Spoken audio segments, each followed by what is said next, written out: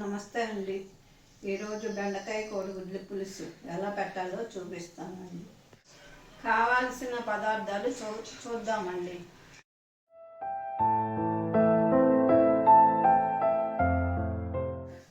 First stove వెలిగిస్తున్నానండి. గిన్నె పెట్టుకుని ఆయిల్ పోసుకోవాలి.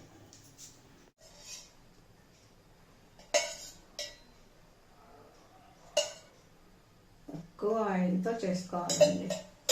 ఎండుమిర్చి వేయాలండి, శనగపప్పు వేయాలండి, తర్వాత మెంతులు వేయాలి, తర్వాత కొంచెం మినపప్పు వేసుకోవాలి, ఆవాలు, జీలకర్ర, వెల్లుల్లి వేయాలండి, కరివేపాకు,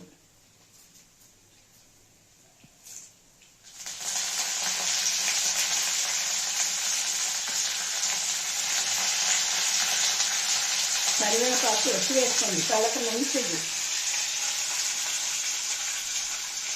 కరివేపాకు తలకు మంచిది, ఆరోగ్యానికి మంచిది.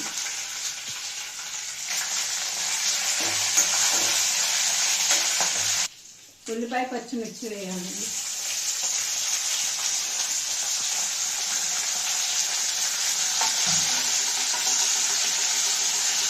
వేయాలండి. ఉల్లిపాయ వేసేటప్పుడే పసుపు వేస్తే మంచి కలర్ వస్తుంది, బాగుంటుంది.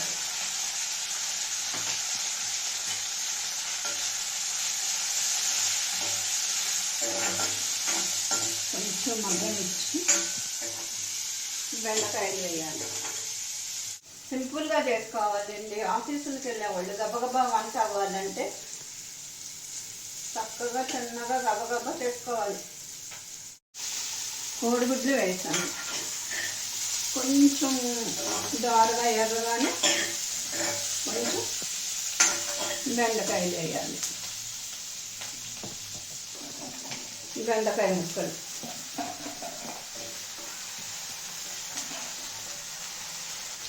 మగ్గుతాయి త్వరగా. ఉప్పు వేసుకోవాలండి, త్వరగా మగ్గుతుంది.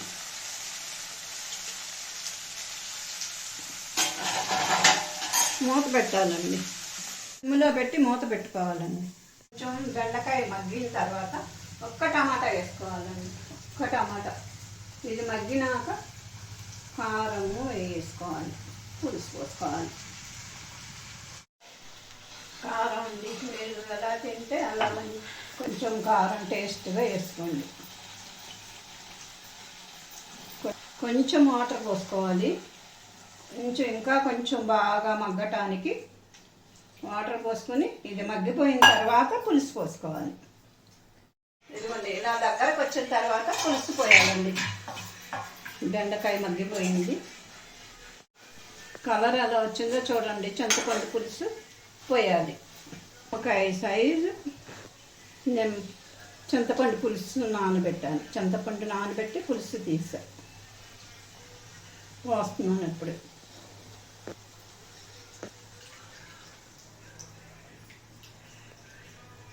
కొంచెం చక్కగా అంటే వాటర్ పోసుకోవాలి.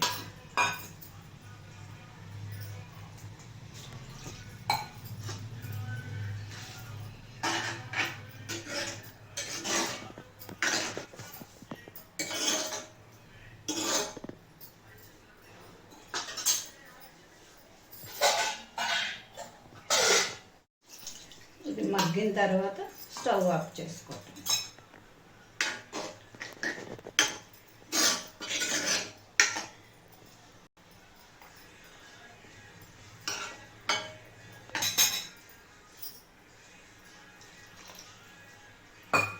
మూత పెట్టి మగ్గించుకోవాలి. కొంచెం పులుసు ఉడికిపోయిన తర్వాత స్టవ్ ఆఫ్ చేసుకోవటం.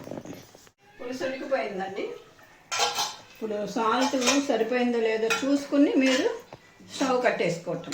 దగ్గరకు వచ్చేసింది చూడండి పులుసు. చూసారు కదా, బెండకాయ పులుసు సూపర్గా ఉందండి. ఉప్పు చూసుకొని స్టవ్ కట్టేయండి, చాలా బాగుంటుంది. ధన్యవాదములండి.